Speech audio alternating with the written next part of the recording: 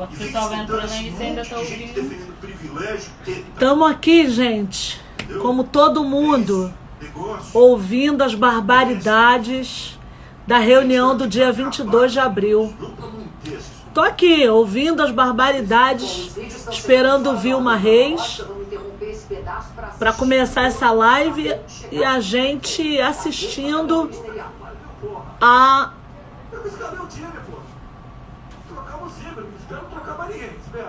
Vamos lá. Vilma Reis, cadê você, meu amor?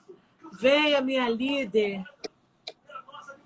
Ei, tô por aqui. Vem, minha líder, me governa, líder da minha vida. Não tem aquela música maravilhosa? Zumbi, comandante guerreiro. Ogunhê, guerreiro mor, capitão da capitania da minha cabeça. Eu digo que é Vilma Reis, guerreira mor, da capitania da minha vida. Melhor coisa na minha existência foi ter conhecido uma mulher como você. Mas eu estou pedindo para abaixar a televisão, porque eu estava ouvindo as barbaridades, mas daqui a pouco isso vai repercutir, a gente vai ver todo momento. Mas foi bom ouvir um pedaço que Weintraub fala sobre povo brasileiro, que não tem povo indígena, não tem povo preto.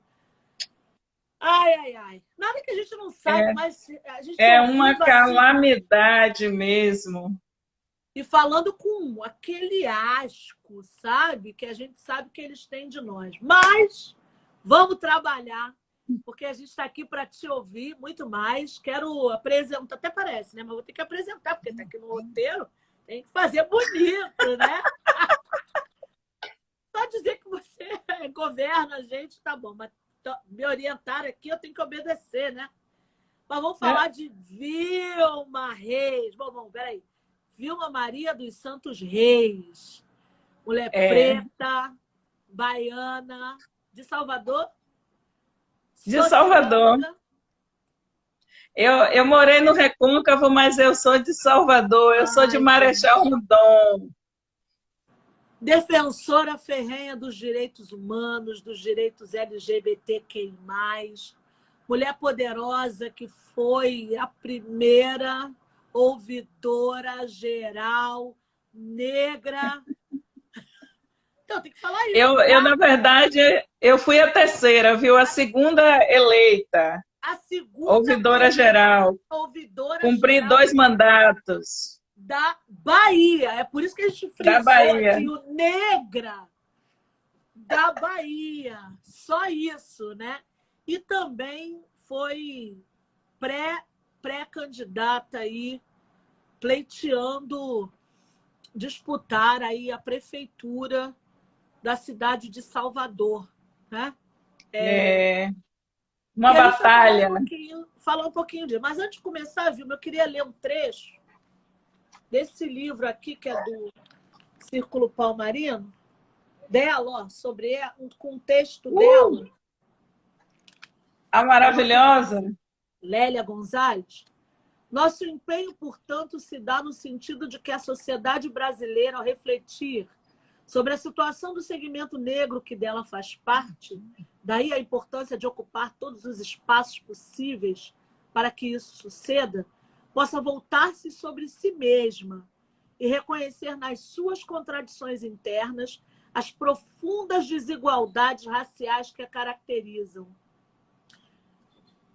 E é sobre isso que a gente vai falar um pouquinho hoje, evocando a nossa querida Lélia, que está de pé aqui, através de nós, que fala pela nossa boca hoje e que a gente traz à memória para conversar com essa mulher furacão, essa força da natureza, essa mulher assertiva, essa mulher que é um símbolo nesses últimos dias da luta por paridade racial, sobretudo na política, mas não é só no sentido vazio disso, não é no que a gente vai tentar entender agora, os processos que Lélia sinaliza para nós aqui, né? Quando ela fala de um feminismo negro, afro-latino-americano e caribenho, e da importância, sobretudo, das mulheres negras na construção do que ela chama dessas democracias, né? E eu queria te ouvir um pouco, Vilma. Qual é o desafio colocado hoje para as esquerdas brasileiras em relação à sua luta que você firma agora com a paridade racial e em relação ao que a gente pode chamar de novo paradigma pós-pandemia? Salve, salve, Mônica Francisco, todas as companheiras e companheiros, todos, todas e todes que estão aqui nessa conversa conosco. Primeiro, dizer para você da importância, né, dessa nossa conexão e pedir a Gor mesmo, pedir licença ao que a gente pode ver e ao que a gente não pode ver, né? Mas a gente pode sentir e a gente pode celebrar. Da importância dessa nossa conversa, a gente marcou tem tanto tempo, né? E nos encontramos em agosto, setembro, foi agosto do ano passado, no Rio. Antes disso, você veio na Bahia num momento fantástico, né? Foi no mês de maio também que você veio à Bahia para nossa abertura do Seminário Nacional Brasil Sem Racismo, que era fruto de um acúmulo, de um levante político mesmo que nós fizemos em 2018, diante da realidade de termos 13 candidaturas para a presidência da República e que o debate racial, que deve ser, no nosso entendimento, o centro do debate para nós resolvermos os problemas do Brasil, né? Ele não estava colocado nos 13 projetos de pré-candidatura. Nosso povo aí entrando na conversa. E naquele momento de 2018, no final, no segundo turno, tinha o impronunciável e tinha Haddad. Nós entregamos o Manifesto do Brasil Sem Racismo para Haddad, e nós construímos o seminário, e foi incrível a sua vinda. E a sua primeira fala na Bahia, naquele momento, foi na Sociedade Protetora dos Desvalidos, uma organização negra fundada em 1832. E eles e elas que lutaram por nosso posicionamento de forma digna na sociedade brasileira. E foi emocionante ver uma parlamentar negra de esquerda, forjada pelas lutas do nosso povo. Eu estou falando e me arrepiando, porque foi dessa forma, né, a sua chegada na Bahia. A gente foi te buscar no aeroporto, você passou no hotel e foi direto para a SPD e foi recepcionada por tantas mulheres negras. E na Câmara Municipal de Salvador, eu estou contando isso para as pessoas que não viveram, porque foi uma verdadeira hecatombe, né? Você, Érica Malonguinho, e né, foi incrível aquela abertura, e foi assim a sua passagem pela Bahia, né? Foi fantástica, e naquele momento eu levantei uma discussão que depois a gente retomou no Rio de Janeiro, durante a vinda, tanto no seminário, que nossa gravação da live coletiva, né, que foi muito linda, e depois o nosso encontro com Angela Davis, né, na Anistia Internacional. E nós fizemos questão de destacar que o seu mandato é um mandato nacional. O mandato de Érica Malunguinho é um mandato nacional. O mandato de Renata Souza, esses mandatos são mandatos nacionais. Dani Monteiro, né? Talíria Petroni. Dani Monteiro, né? Talíria, vocês Benedita. Todas estavam, né? Áurea Carolina, todos vocês estavam naquela cena, né? E André, beijo para Jorge, né? Que está chegando nesse mundo. Andréia de Jesus. Sim, Andréia, né? Que ela enche o nosso coração de esperança. Você vocês enchem o nosso coração de esperança. E no momento do nosso encontro, eu dizia, Mônica, você, Érica, André de Jesus, Renata, essas mulheres todas, né? Renata, Talíria, e a gente luta para posicionar outros mandatos também.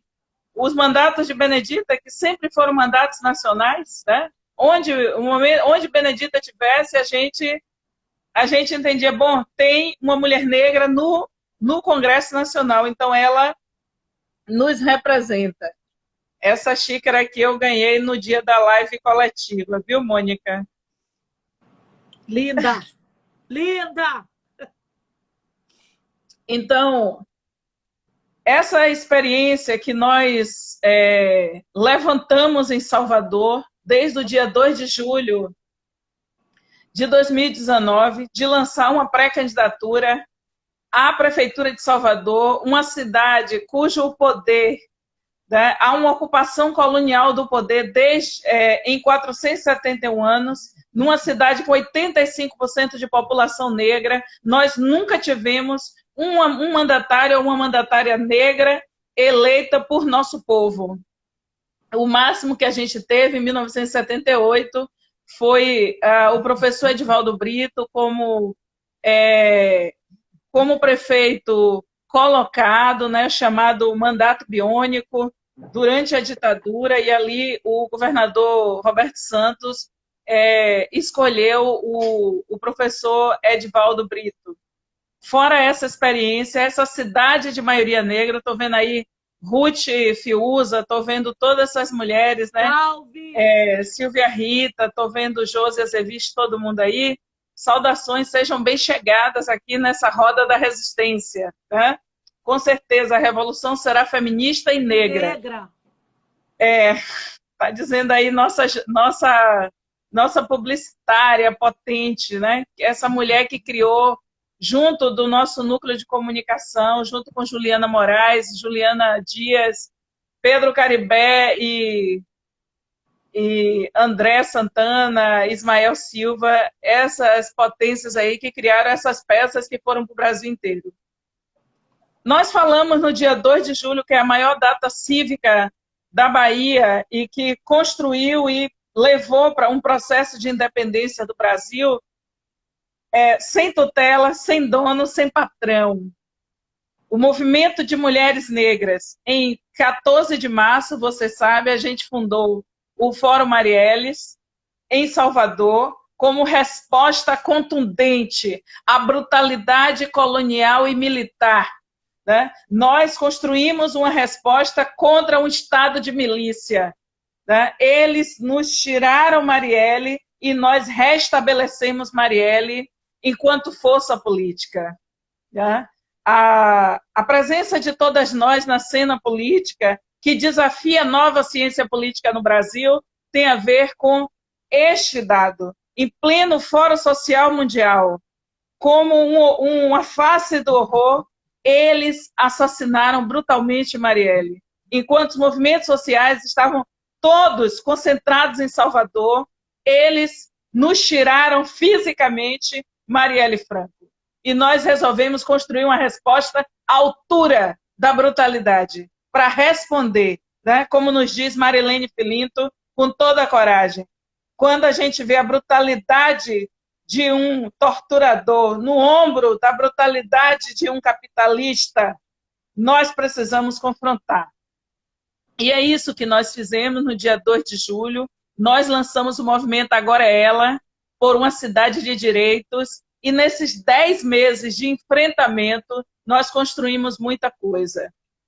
A 23 de julho do ano passado, muitas mulheres que são companheiras parlamentares, né, que estão aí no Rio, que estão em Minas Gerais. André de Jesus estava aqui no lançamento público do manifesto do Fórum Marielles, né? Renata Souza estava aqui. Nós nos encontramos no Rio, naquela potência do encontro sobre a democracia, né, que foi incrível na Cândido Mendes. Nós ocupamos com muita dignidade, com Marina Iris, com todas as potências, nós ocupamos com muita dignidade essa cena política para restabelecer, inclusive, o que nós chamamos de escola de ciência política aberta no Brasil. Não haverá nada sobre nós sem nós.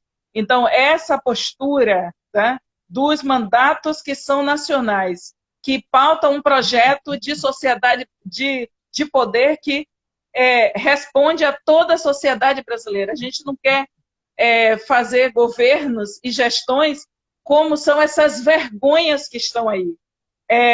A questão que Flávia Oliveira nos desafia, né? Quando ela chama de escalada homicida.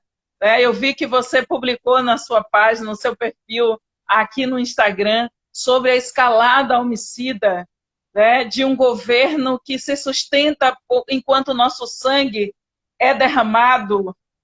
Nós lutamos exatamente para que, com um projeto de esquerda brasileira, e essa esquerda, quando a gente posiciona, é importante dizer que o nosso projeto, quando a gente diz, a gente não coube em nenhuma onda do feminismo, então nós somos maré negra feminista, né? E quando a gente se coloca, Mônica, Francisco, enquanto maré negra feminista, a gente também levantou um outro slogan, que é a nova estética política é com as mulheres negras. Por quê? E é importante, né, a gente retomar o que Angela Davis nos disse, né?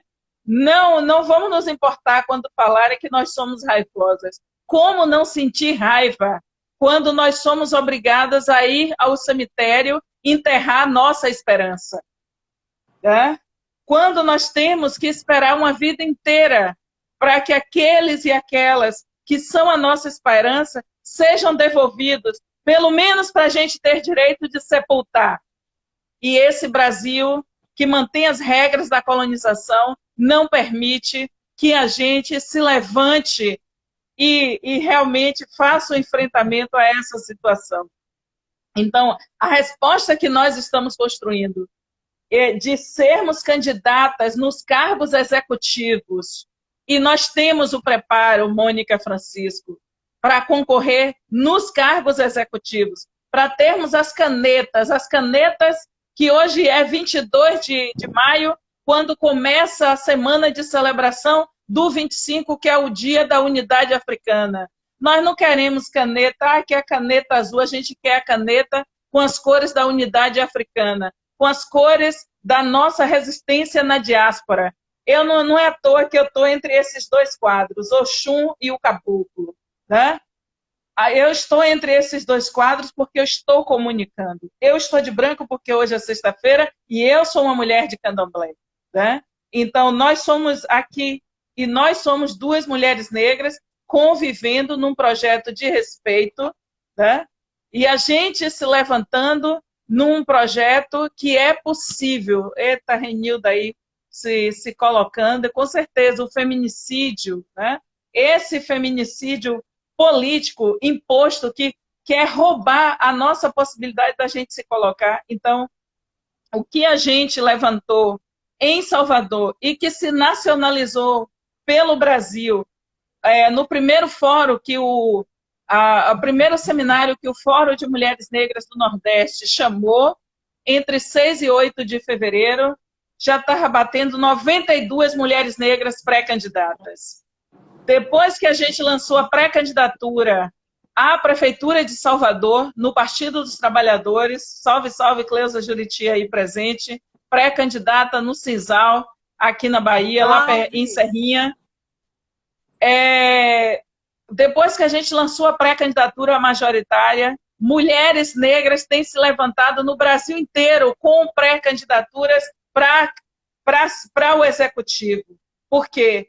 O mando dos homens brancos mais velhos, de classe média e classe média alta, que é o perfil de quem comanda com mão de ferro os partidos políticos de direita à esquerda, eles não vão dizer quem nós vamos ser na cena política brasileira. Nós precisamos conquistar a possibilidade de estarmos numa posição de mando e na linha de poder dos partidos políticos, para nós, juntos com eles, tomarmos as decisões. eles vão continuar nos partidos. Eles estão, há muitos anos, conhecem profundamente essa máquina de poder, pois eles vão ter que arredar pé. Nós chegamos para quebrar a hegemonia. Tá? Esse tabuleiro que estava integralmente na mão deles, nós tomamos 50% do tabuleiro. E a batalha agora é exatamente, depois que a gente lançou a pré-candidatura em Salvador, Salvador que nenhum outro tinha se lançado como pré-candidata ou pré-candidato negro, depois do nosso ato de desobediência colonial e desobediência patriarcal, nós conseguimos que mais 12 pessoas negras, lideranças, 12 pela primeira vez, se lançassem pré-candidatas e pré-candidatos negros a prefeita e a prefeita dessa cidade de maioria negra. Imagine, e fomos 13 pré-candidaturas, Silvio Humberto, Olívia Santana, né? Imagine, né? O próprio professor Edivaldo Brito e tantos outros e outras, né? Magno Lavin, tantas outras pessoas, né? O companheiro dirigente do ILEAE, Antônio Carlos dos Santos Vovô, né, que se lançou pelo PDT. Enfim, nós partimos mesmo para a desobediência racial, porque essa é a resposta mais contundente que nós podemos fazer. Desobediência ao poder patriarcal, a esse pacto narcisístico, secular, de manutenção dos privilégios do patriarcado e da branquitude, como bem nos diz Sueli Carneiro, né? Relendo e reposicionando muitos outros teóricos, Sueli nos coloca nessa tarefa política, né? E o lugar agora do qual nós falamos é de uma outra posição, né? É de um outro lugar que nós falamos nesse momento. E nos colocamos. Tem senador branco que tem a sua liderança, tem governador que tem a sua liderança. O nosso povo, Mônica, pela primeira vez pôde nos olhar, se emocionar, entender que a gente estava cumprindo ali uma tarefa coletiva, porque nós não defendemos o eu, o individual. Nós fomos forjadas na luta política. E nós estamos aqui não para eu vou ganhar um mandato para ter o meu marido, minha marida, meu cachorro, minha casa e o meu barco para o final de semana. Excuse me, né? O mundo vai além disso. O mundo é muito maior, né? Nossos títulos universitários, os postos que a gente conquista é para potencializar a luta política. Porque aquilo que você fala, né? A mulher negra que te encontra no elevador da Alerj, ela olha e ela se vê.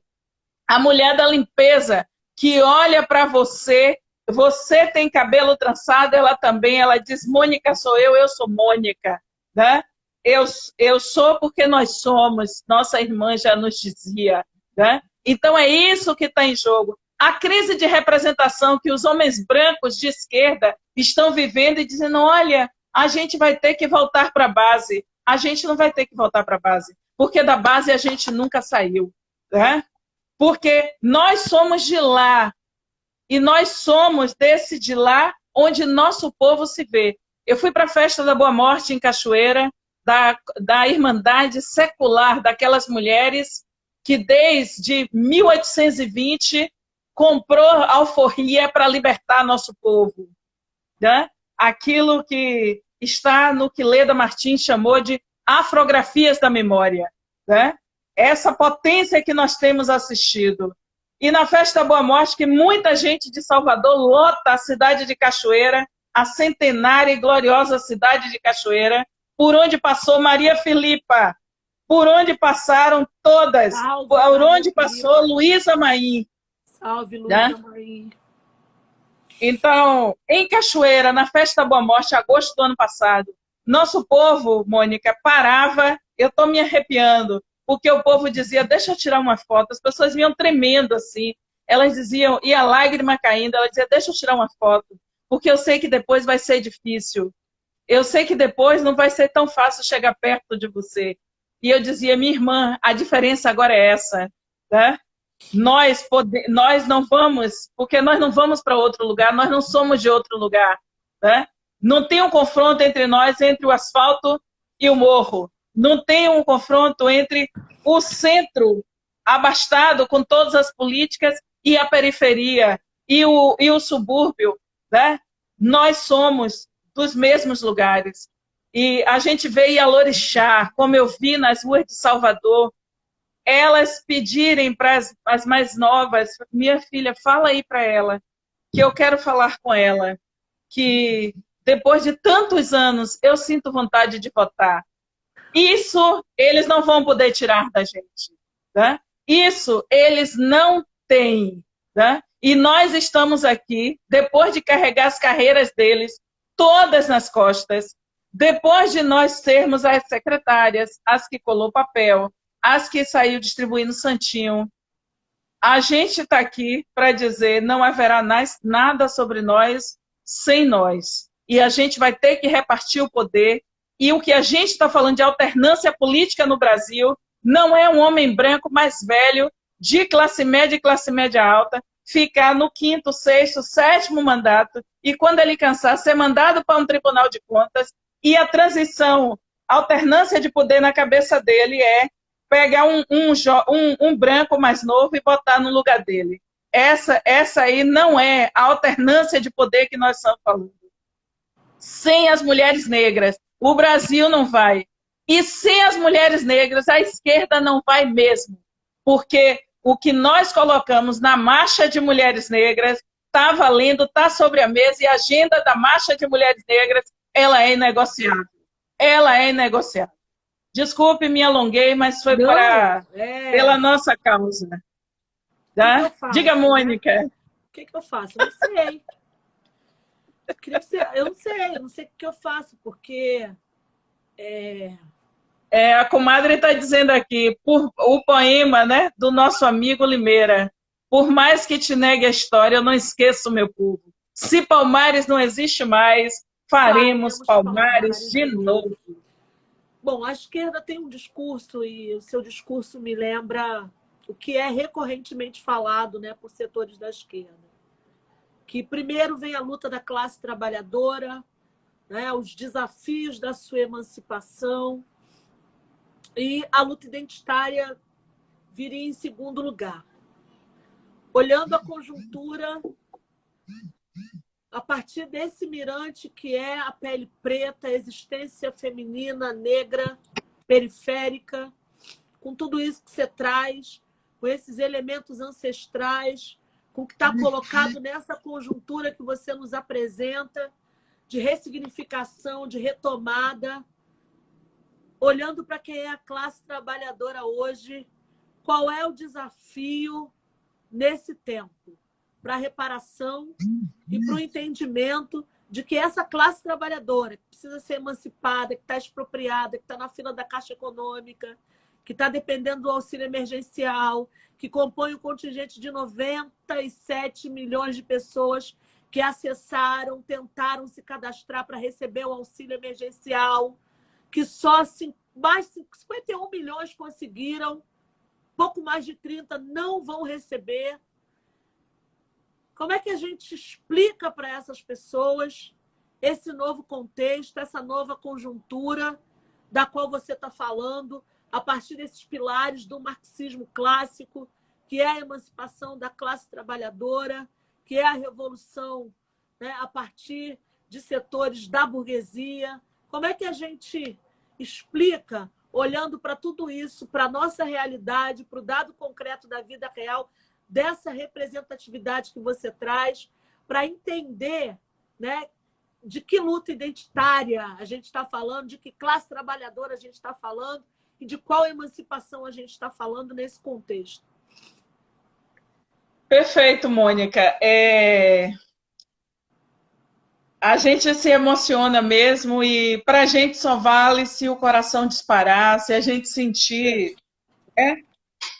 Se a gente sentir Mamãe Oxum falando aqui no nosso... né? Aqui mesmo, né? Aqui no pé aqui da nossa barriga. E com certeza a gente está fazendo um confronto. Eu acho que a primeira coisa é a gente entender que quando a gente está falando que não dá para fazer conciliação de classe, a gente está indo para um papo muito direto. Não dá para ter conciliação de classe. Nesse sentido, Mônica, eu penso que a gente vai ter que tratar de 3 coisas muito importantes no Brasil. Anular a PEC 95, né? Tem muitas lutas. Tem a luta grande que é anular a chapa Bolsonaro, Moro. número 1, número 2, né? A chapa dos Laele, né? Anular essa chapa do horror. Mas enquanto a gente está nessa construção, a esquerda, que aposta numa cultura de esquerda, né, ela precisa não ficar ensimesmada num único ponto de pauta. Né? Ela precisa puxar a luta pela anulação da PEC 95, que desde 2016 congelou os investimentos em saúde e educação por 20 anos, e agora a gente está recebendo aqui a bomba, né, da retirada de 23 bilhões da saúde, e é por isso que eu acho importante a gente estar aqui discutindo toda uma cadeia de questões que envolve e impacta toda a sociedade brasileira. Né? Porque o nosso desafio não é se a gente pode ou não discutir a pauta racial. A gente discute a pauta racial, mas a gente quer desafiar os economistas brancos a fazer nós, 56% do país, caber no orçamento. É esse papo cabeça que a gente quer com os economistas, né, que são beneficiários históricos, inclusive de políticas sociais e de políticas reparatórias, e que eles não devolvem, muitas vezes, absolutamente nada para o povo desse país. Né? E ao pensar no povo desse país, seria importante, né, os economistas, os companheiros, né, que têm universidade muito, muito boas, né, que eles devolvessem tudo que a sociedade brasileira deu para eles, na USP, na Unicamp, na UFBA, na UNB, na UERJ, né, na UFRJ, que eles devolvam em pensamento. Eles vão ter que passar essa linha de Celso Furtado. A pergunta de perplexidade de Celso Furtado, o que aconteceu, né? Ele consegue ver a transição da sociedade capitalista e ele não consegue enxergar quem ficou lá no dia 14. Né? E esse é o limite de Celso Furtado. A gente quer desafiar os economistas brasileiros a pensarem como desenvolver sem deixar a gente para trás, a maioria da sociedade brasileira. Um economista que quer pensar, né, um projeto de nação, né, e serem aqueles grandes, né, os que fazem a narrativa nacional, eles têm que ter capacidade de pensar isso. Pois bem, tem que ir para cima da PEC 95 e entender o que é tirar 23 bilhões da saúde, e hoje a gente está numa guerra por respiradores. Lembrando o Mino Carta, quando ele recupera Raimundo Faoro, quando ele diz, opa, eles querem um país só para 20 milhões. Tem uma turma aí que quer o país só para o 1% dos super ricos, dos ricos e dos super ricos. Pois nós enfrentamos essa sociedade colonial e que traz as regras da colonização para a nossa vida, né? Eles precisam se retirar e eles vão ser derrotados por nós. Né? Essa nova estética política que vem corpo-pensamento, e é esse movimento. A outra questão é taxar as grandes fortunas. Ou a gente taxa as grandes fortunas, que de imediato já pode colocar 124 bilhões na saúde, ao taxar as grandes fortunas, quer dizer, e você fazer justiça social para reparar aquilo que Flávia Oliveira, com muita competência, debateu com Eduardo Moreira e Manuela Dávila recentemente num painel nacional. Quer dizer, o que a gente está falando de precarização da vida? Precarização da vida, né? E quem está morrendo em São Gonçalo, na Baixada, quem está morrendo, né, do outro lado, Na Cidade de né? Deus, no Cabula. Quem está morrendo no Cabula, na Cidade de Deus, quem está morrendo no subúrbio ferroviário de Salvador, quem está morrendo em Campo Limpo, né? No Jardim Ângela, quem morre nessa periferia de Recife, do Rio, quem morre no morro, quem morre nas ocupações, é o nosso povo. Então, anula a PEC 95, taxa as grandes fortunas, a fila, vamos mexer com essa... A Caixa Econômica precisa contratar servidores urgentes. Mas antes de eu entrar nessa agenda, né, mais emergente da pandemia, que a gente está aqui dando consultoria de graça, de boas, que é isso que o movimento social faz, né? Esse movimento aqui, pé no chão, que é comunidade, a gente quer dar aqui assessoria de graça a Pedro Guimarães, o presidente da Caixa Econômica, né? Muito senhor de si.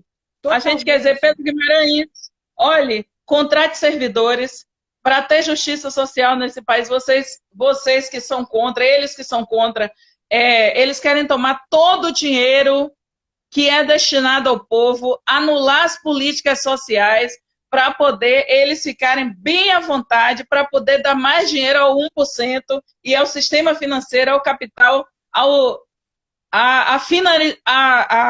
aqueles que querem financiarizar a economia. Pois bem, a gente diz, Pedro Guimarães, presta atenção, é preciso cuidar da fila, desde botar os marcadores em todas as filas da Caixa Econômica, contratar servidores, mesmo chamar a juventude que está nos morros, que está nas favelas, que está no subúrbio, que está nas ocupações, que está na zona oeste de São Paulo, né, que está aí na zona norte do Rio.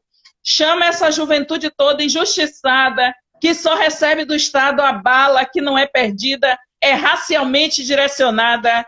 Chama esse povo todo aqui, Pedro Guimarães, e cria primeiro emprego para esse povo que já tem ensino médio e vai fazer triagem na fila da Caixa Econômica.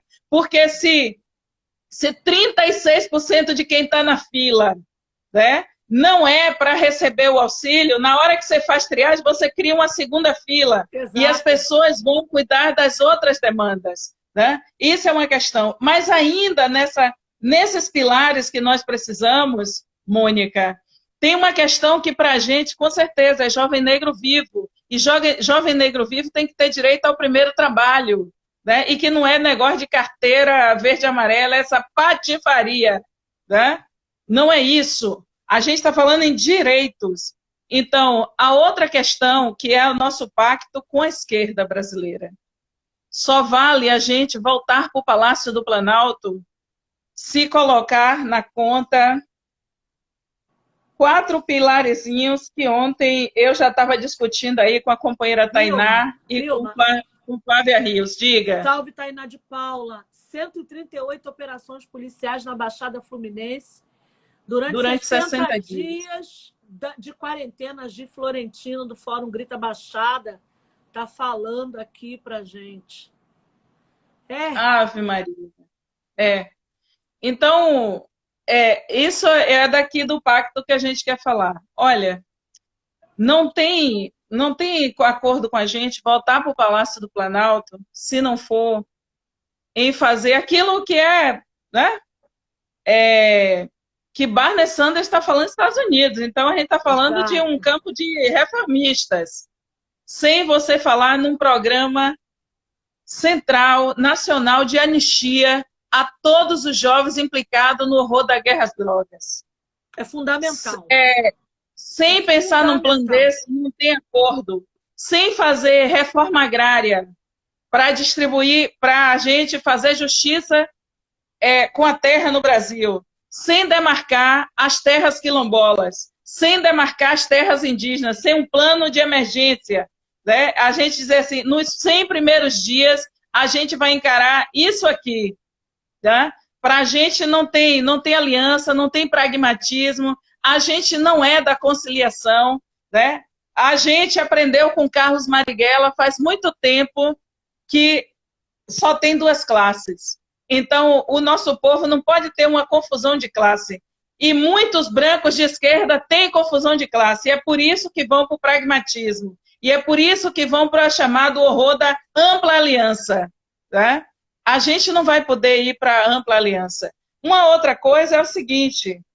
Vilma, Fael está dizendo aqui desencarceramento em massa.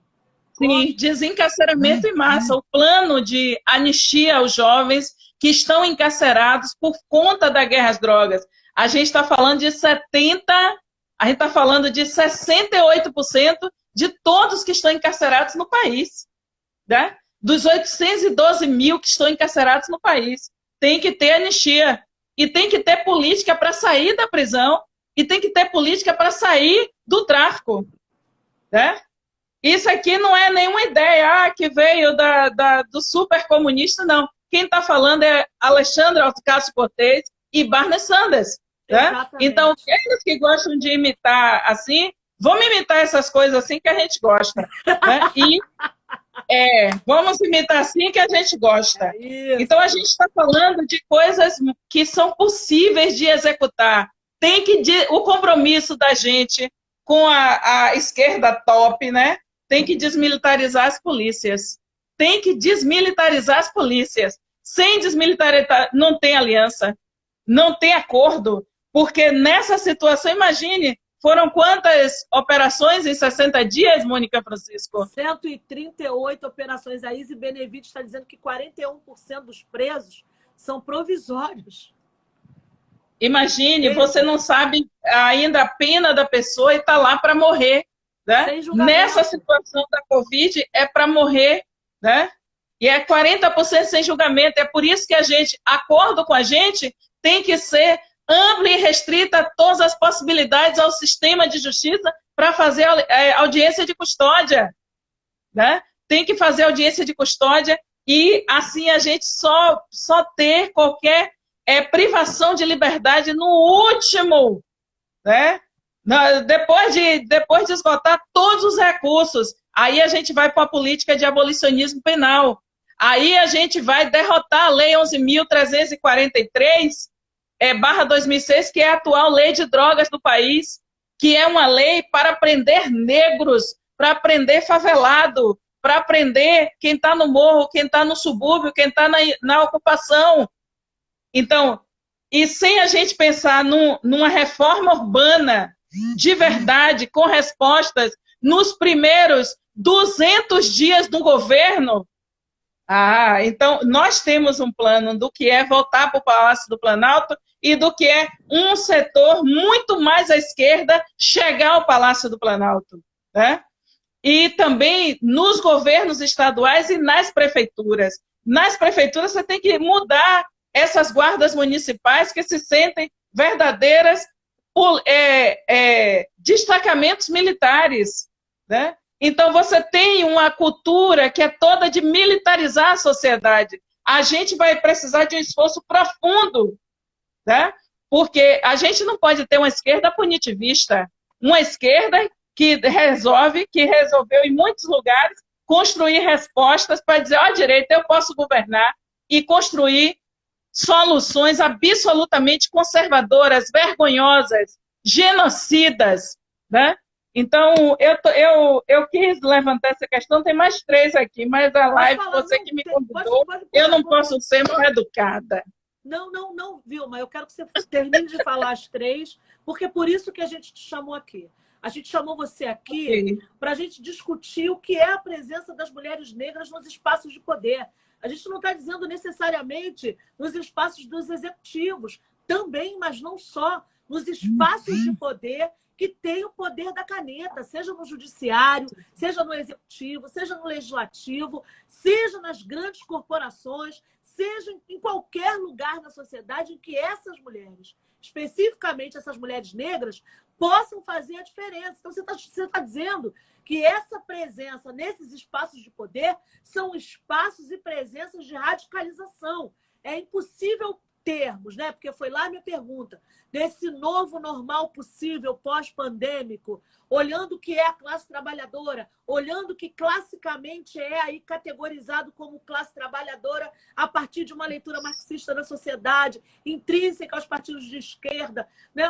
Quem é essa classe trabalhadora? Você está dizendo, a gente teve uma PEC 95, a gente teve a partir do golpe de 2016, um golpe civil, institucional, né, que derrubou... Midiático jurídico. Exatamente, misógino, completamente perverso, né, com uma verdadeira banca inquisidora que fez por horas, né, a ex-presidenta Dilma ficar assentada ali, eu estava lembrando disso, de mais de acho que quase 10 horas assentada ali, uma mulher, e a gente sabe o que é isso para nós mulheres, não ir ao banheiro, né? O que isso provoca, as dores que a gente sente, mas ela ficou ali como se bruxa fosse sentada numa cadeira da Inquisição, né?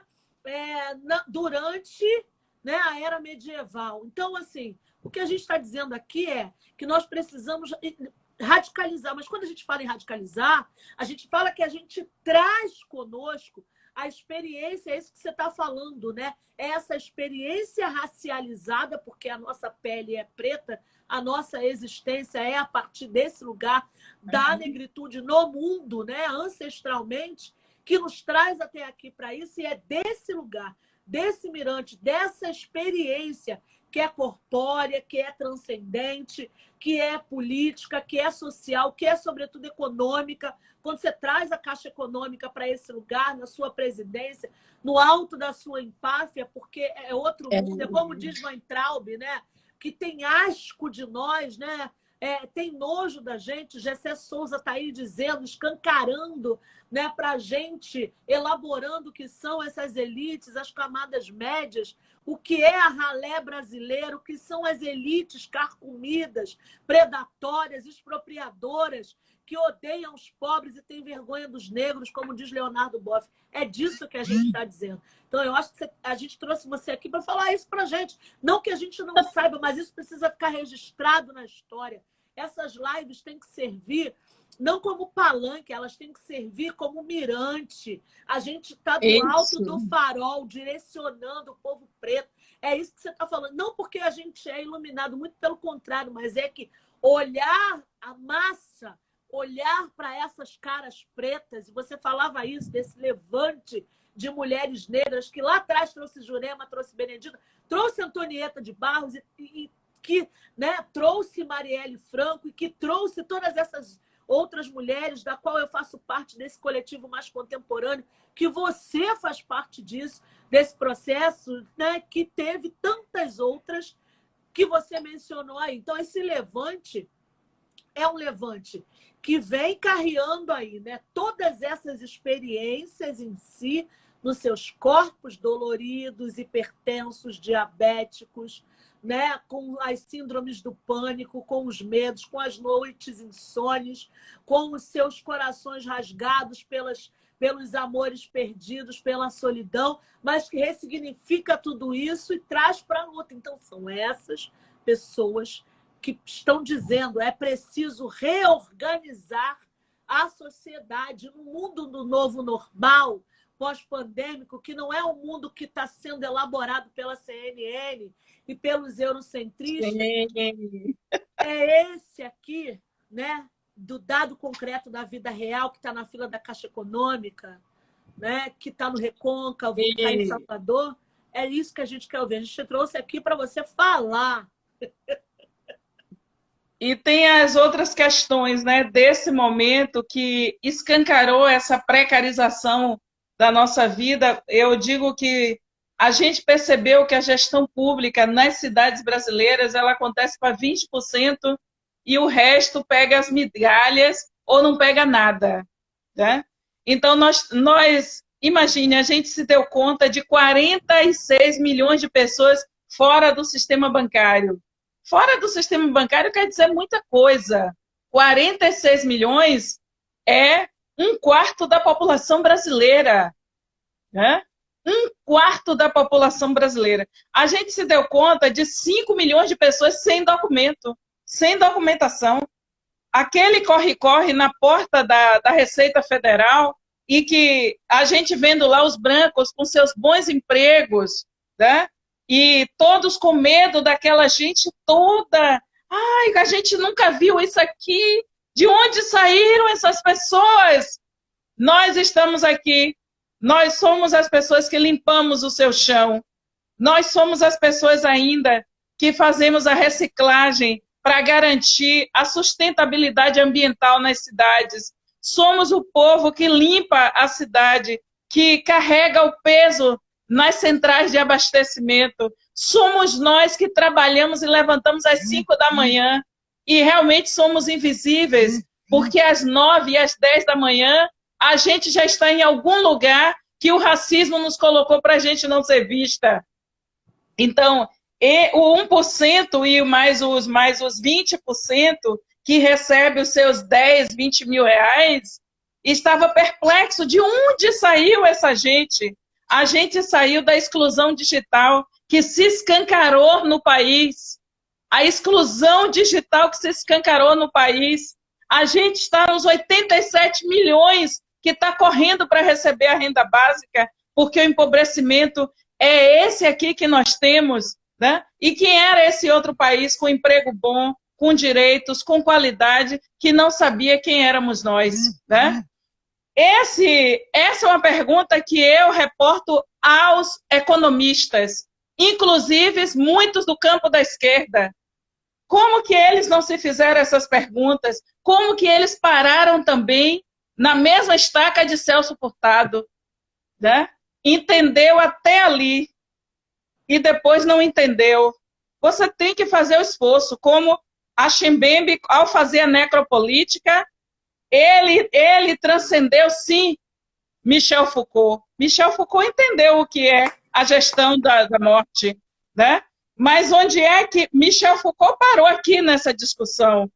E a Chembembe, ao fazer a necropolítica, ele disse, essa gestão da morte tem a ver com desumanização. E quem são esses sujeitos que são desumanizados? E aí ele construiu a resposta, né? A partir da necropolítica. Então, representação para nós significa que a gente, ao estar exatamente, Mônica, no sistema de justiça, no poder executivo, no poder legislativo, a gente com a caneta ali, em um CRAS, a gente está ali para não terceirizar o lugar da decisão. A gente não vai entregar a mais nenhum aliado a possibilidade da gente decidir. Nós vamos decidir. A gente com a caneta na mão decide, né? E nessa semana que começa exatamente a celebração da unidade, do 25 de maio, que é o Dia da Unidade Africana, nesse momento aqui que a gente está numa situação tão difícil, a gente quer levantar algumas questões que, para o movimento nacional, para o movimento de mulheres negras, para o movimento que se levantou nesse país, a gente está dizendo, não pode ter acordo se não houver uma compreensão e a gente continuar ouvindo brutalidades de líderes da esquerda branca, quando a gente se levanta, eles terem a ignorância de chamar de debate identitário. Por favor, não nos agridam com essa conversa de debate identitário.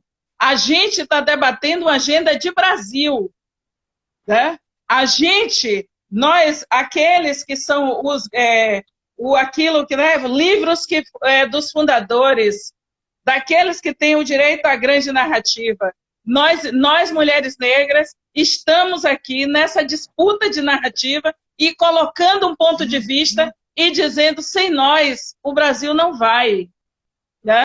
Então, não adianta todo esse caminho de nos deixar para trás, porque a possibilidade desse Brasil que se levanta às 5 da manhã, às vezes mais cedo, para fazer o ônibus rodar, para fazer o pão ser feito na padaria, para assar o pão na padaria, esse Brasil que acorda de madrugada para fazer a barca Rio-Niterói, esse Brasil que se movimenta de todos os lugares para fazer a riqueza acontecer. A gente não aceita mais esse jogo que não distribui. Nós vamos ter que fazer uma reforma tributária nesse país e a gente vai ter que taxar, sim, as grandes fortunas. Então, esse é um debate que os brancos querem para si. E que os que se acham donos dos partidos políticos, quando é para fazer esse debate, eles não lembram que tem que chamar as mulheres negras. Pois a gente está aqui para dar uma grande notícia. Você não precisa nos chamar, porque nós somos a dona da mesa agora. E nós vamos bancar a mesa, né? E nós vamos avaliar a possibilidade de vocês serem chamados para a mesa, né? Se vocês tiverem as condições de fazer o debate. Porque vocês vão ter que se preparar para fazer o debate. E se preparar, você precisa ter uma resposta de como vai enfrentar o racismo institucional. Como é que nas campanhas políticas a gente vai dividir de outro jeito o fundo partidário, né? Como é que na partilha do poder no sistema de justiça nós vamos criar mecanismos de políticas de ações afirmativas para enegrecer o sistema de justiça. Como é que no concurso público, nas universidades, a gente vai cumprir corretamente as bancas de aferição para enegrecer o corpo docente? Porque a gente está falando de poder, né? E a gente está falando de um lugar em que os brancos e que muitos de esquerda se sentem super à vontade para debater a gente. Então, a gente quer que vocês se preparem para esse debate, né? Como disse Luísa Barros, lembrando Toni Morrison em 2013, só venha se tiver preparado. Então, a gente quer debater... Que né? maravilha! A gente quer debater como é que a FEBRABAN vai criar mecanismos de reparação. A gente quer saber como é que na política de compras públicas das prefeituras brasileiras, grandes prefeituras brasileiras, as médias e as pequenas, nós vamos instituir políticas reparatórias para que tenha fornecedores e fornecedoras negras e que os negócios negros, as empresas negras, possam se constituir para serem fornecedores. Eu quero que os economistas debatam isso. Eu estou falando de uma pauta política já vencida em muitos lugares do mundo, né? Debatida no Reino Unido desde 1993, com as comissões de enfrentamento ao racismo institucional. Os brancos do Reino Unido se colocaram para fazer esse debate. Então, nossa turma que vai para a London Economic School tem que conseguir fazer esse debate. Os brancos que saem do Brasil para estudar em Harvard, eles não podem voltar e fazer a gente passar raiva, né? Porque o mundo não pode ser dividido entre Harvard e raiva, né? A gente precisa... Os meninos tudo retado, os meninos tudo, né? Toda essa branquitude da USP precisa se preparar para vir para o debate, para a gente saber como é que políticas instituídas nos Estados Unidos, em pleno movimento de direitos civis, em 1965, para garantir que nas compras públicas, né, coisa que a gente colocou aqui no Estatuto da Igualdade Racial, em 2014, na Bahia, né? Que como é que nas compras públicas você vai precisar contratar negros e negras, né? Exato. E você fazer nas compras públicas, você instituir regras. Se você não emprega negros e negras, você não fornece ao município, você não fornece ao Estado, você não fornece ao governo federal, né? Então, a gente está debatendo a grande política. Porque quando os meninos da USP, né, os menininhos retados da UNB, os menininhos retados, né, que são inflados por uma política de esquerda focada em Europa e Estados Unidos, aí a gente não aguenta. Vou ter que dar tchau, o YouTube está fechando a gente, só nos deu 1 minuto. Em 1 minuto, 1 minuto para dar tchau para todo mundo. Vou deixar você falar por último. 1 minuto. Nada mais. Então a gente está querendo que a turma aí se prepare para fazer esse debate da grande política, porque a chance do Brasil se desenvolver é incluir 56% dele, porque a gente está fora do jogo.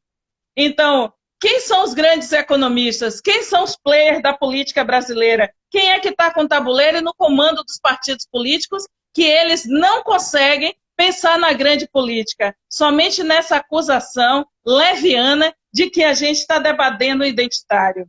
Mônica, Salve, Vilma Reis. não sei como é que está a sua agenda, mas a gente está aqui para fazer o debate, viu? Vamos fazer. Se puder a gente voltar, a gente volta. Vamos voltar. Axé, Muito salve, Vilma obrigada. Reis. Salve, Mônica Francisco. Todo respeito a essa mulher poderosa. Beijo, gente. Ela volta. A gente vai voltar. Podem ficar calmos aí. 5 segundos. Vilma, você governa a minha vida. Tchau.